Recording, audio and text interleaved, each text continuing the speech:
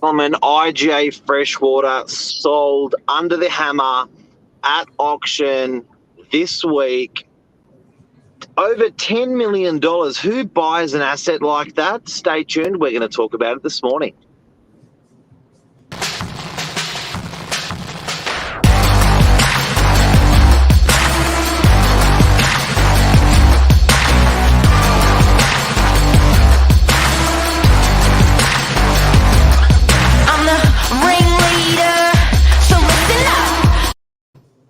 Hey, Oh, Mr. how are you?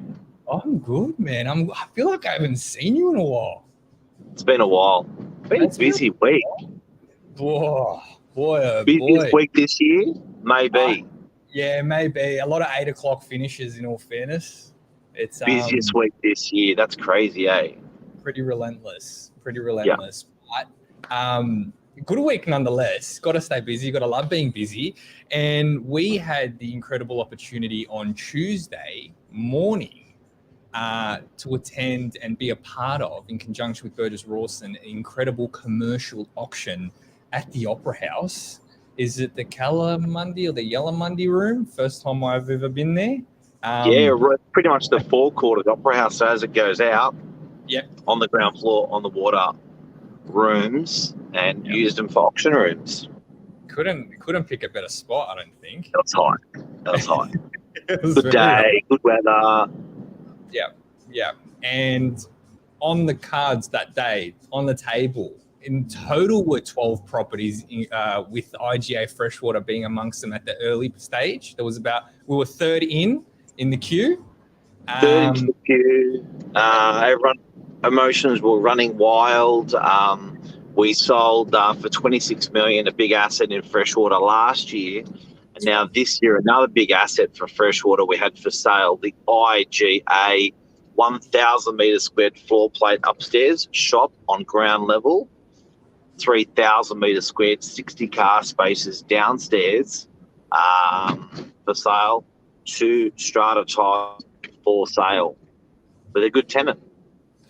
With an incredible tenant, and with IJ not having, that kind of big kind of shop or retail presence. I mean, apart from having a lot of small shops in the suburb, when you've got something like this to help draw the community in and draw a lot of locals in, even, from afar, the next shop that you're going to be going closest to would be DY. What a sight. And I think what we're going to talk about today is, not it's just been my first commercial auction attending and seeing just how intense it can get, but is just almost looking at, the type of investors that are out there, what they're looking for, and how they're strategizing really well as far as picking and choosing their purchases, I think. Well, it was interesting because I guess, to be a super IGA, you've got to be over 1,000 metre square plate. Otherwise, you're a regular IGA. Mm-hmm. Freshwater is a very nice market for IGA. People have a bit more of a budget to spend. It's a bit more of an affluent suburb, so people will go local if it's quality, and spend a little bit more if it's quality. So that store moved in on December and started performing really well. And since then, the liquidators put the asset for sale. So the tenant is separate and the owner is separate. So we were selling on behalf of the owners with the administrators, I should say, and the tenants. We thought we're going to buy the asset as well, have a go on the day, but. Pretty interesting to watch it go, but definitely we were not selling the business. We were selling the asset, the real estate. Yep. And with it being on the market just shy of 3 months, an incredible, I hope I haven't mucked around with anything there, slammed on the keyboard.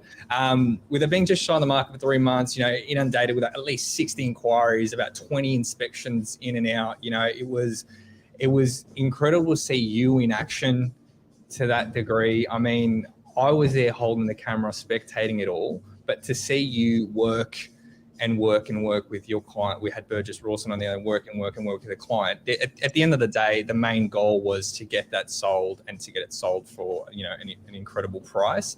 What can you say as far as, auctions are concerned, apart from all the experience you've had in the years? Is there a massive difference or little difference between a commercial auction versus a residential auction?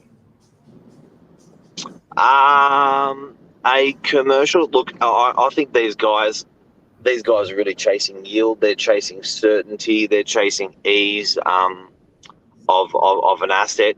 When these assets sell nationally, these guys, the profile of the type of buyer that's buying something like this. So this is strata title. So it didn't have a lot. Sometimes a lot of commercial investors, more than half or 2/3 of commercial investors, want to buy Torrens title. They don't want to buy strata because they want to get an uplift on the asset. They want to add value to the asset. But immediately when it's a strata asset, it is what it is what it is what it is. It's not really going to change that much. So it's interesting. So the types of people that spend $10 million on a strata asset are the type of person that's sort of generational money. They don't want to get in there and be rolling up their sleeves and doing work or running council DAs or anything like that. They just want their money to perform for them. That's it.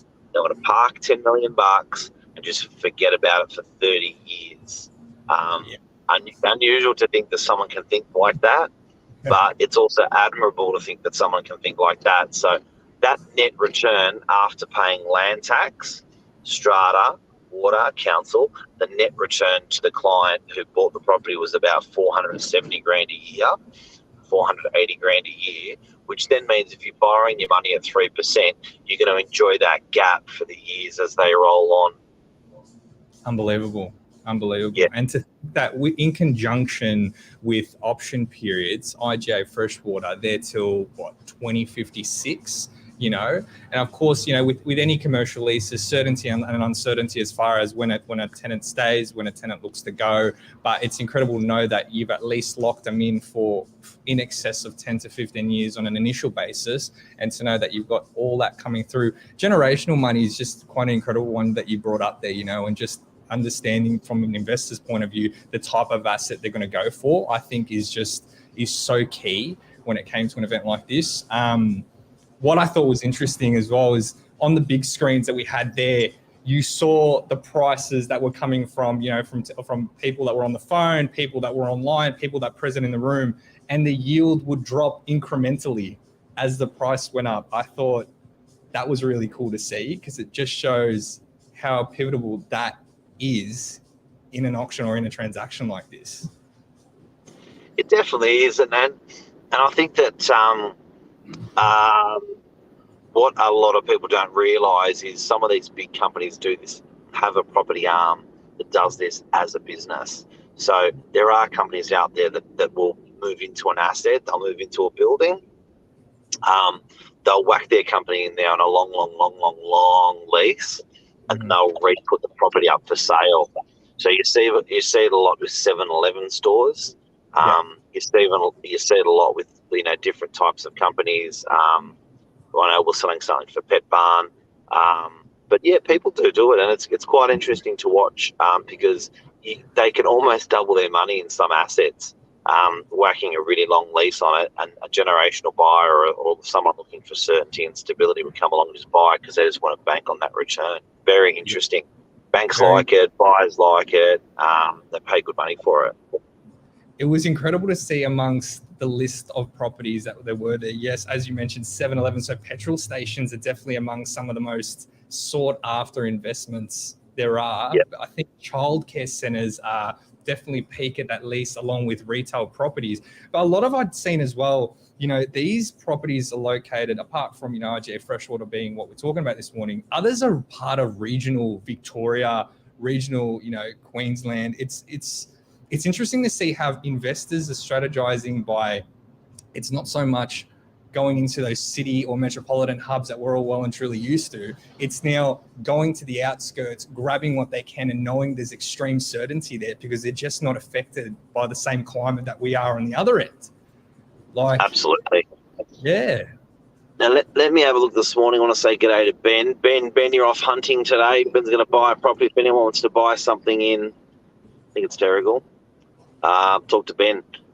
Need to have good development land, around 2,000 metres squared land, fuel sites. Absolutely. The petrol stations are golden oldies where people will happily buy on a yield and just leave it. I think we saw a petrol station for Orange go for sale that day. Metcalf have a great cap rate too. They're doing well. Not sure about the stock market at the moment. Commercial is a lot less emotional versus resi. You know what? It's interesting to watch these commercial investors at the moment. So they're because I know the conversation I had with the bidder at the top of the bidder when I was on the phone was about what these guys are lending their money at, what they're lending. What they're lending money at is quite incredible because they were borrowing their money at about 2% at one stage, and now they're borrowing their long-term money at sort of 4-5%. So that's got to put a lot of pressure on yields. And what I mean by that, they're not going to pay big money for buying something on a 3% yield when they're borrowing their money at 4-5%. So it could have an adverse effect on commercial properties. But Iga Freshwater, it did not. That's assuming you're lending the money. Sometimes the people have just got cash, believe it or not, and they just wanted to invest it long term. Unbelievable. To think that there are some kind of, there's some incredible investors, just everyday folks out there that have got the cash, they're ready to rock. And, that's what we saw that day. And it was incredible. I got to add, bringing along one of our incredible landlords to the event, picking him up on the way. I think we kept saying to ourselves, if he's the one that takes it out today, boy, that'd be an incredible story. And we have to say he was the one that started the auction. Yeah. So us three on the way to the auction to go from DY to the CBD, and one of our landlords rings up and goes, "Hey, I see you got the auction. You SMS to me." I said, "Yeah."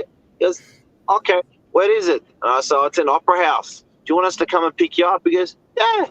So we turn around the car, screech around, turn around, go back, Beacon Hill, pick him up from his house, take him to the auction, and no intentions of buying unless it's a good buy, and just puts his hand up to start the auction and make a couple of bids casually. It's like, if it's a good buy, I'll buy it. I'm like, wow. Wow. A very smart, a very honest, an incredible landlord of ours, but very smart in terms of their purchases. Is definitely a lover of the free stand. So the strata title wasn't so much his thing, but like you said, if it's a good buy, definitely was going to start tickling their fancy. Do you know what? If you're a bit fancy and you've done really, really well in commercial property and in property in general, I think a bit of a concern is passing it on to the next generation. Buying these assets that are so low maintenance, that these big assets, actually not a bad idea, because you don't have to worry about what the kids are going to do with it. They can't do anything with it. It just rents. Yeah. It doesn't need maintenance. The tenant looks after it. The tenant pays all the outgoings for you. All they've got to do is collect the cash. So I actually don't mind it from that aspect as well. Whereas if you're, 65, 75 and leaving the money to the next generation and worried about how well or how not well they're going to handle that, an asset, a $10 million asset, $10 million and $35 million asset like Iga Freshwater that just sold is a really good thing to pass down, because you're pretty much passing down cash flow to the next generation. Yeah, absolutely. That's smart. And I think that's a wrap as far as the incredible sale of Iga Freshwater is concerned. It's looking at it, and that consistent stream of income comes with a purchase like that. That's smart. I didn't think about it like that. That's a Sensei Saturday moment right there, I think. It is. We nailed it. We nailed it. We nailed it. Everyone, thank you so much for joining us this morning, and thank you, Mark. And congratulations to the purchaser, Freshwater Superannuation. You got yourself an incredible asset in an incredible suburb with an incredible tenant. Congratulations to the administrators and who it was sold on behalf of, for moving that asset on so you can move on to bigger and brighter things as well. And Nate, thanks for reporting this story today. You're most welcome. Thank you so much, guys. Thanks, everyone. Congratulations. We're going to get ourselves some more today. See you, buddy. Bye, Bye. mate. It never worked.